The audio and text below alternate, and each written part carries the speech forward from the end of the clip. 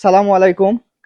তো বাংলাদেশে থাকা যারা ভাবতেছেন যে বিদেশ যাব, যে 2 বছর কাজ করব, 2 বছর পরে ছুটিতে বাড়ি আসবো, তারপর বিয়ে শাদী করব, তো এই স্বপ্ন নিয়ে যারা দেশে থেকে পাসপোর্ট বানাইতেছেন বা বিদেশ আসার চিন্তা ভাবনা করতেছেন, তাদেরকে উদ্দেশ্য করে এই ভিডিও বানাইতেছি।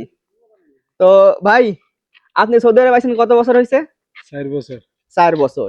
আপনার কত বছর হয়েছে? 2 বছর হলো ভাই। 2 বছর। সালাম ভাই, আপনার কত বছর হয়েছে? 5 বছর। 5 বছর। তো এই বেচারা একজন 5 বছর, একজন 4 বছর, একজন 3 বছর, আমার অলরেডি 2 বছর।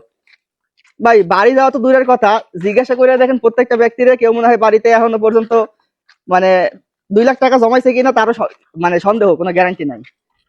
তো ভাই, বিদেশ আসা, দালালের মাধ্যমে আসা, তারপরে 2 মাস 3 মাস রুমের মধ্যে বসে থাকো, এরপরে কাম ধরো, কাম করো, বেতন যা পাইবেন খাইয়া পরে দেখবেন নাই।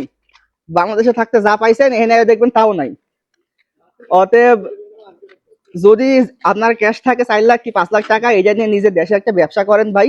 ওই যে সুখে থাকতে ভূতের কিল খায়েন না। আমরা যারা আইছি আমরা বুঝতেছি। অতএব আপনারা ভালো থাকেন।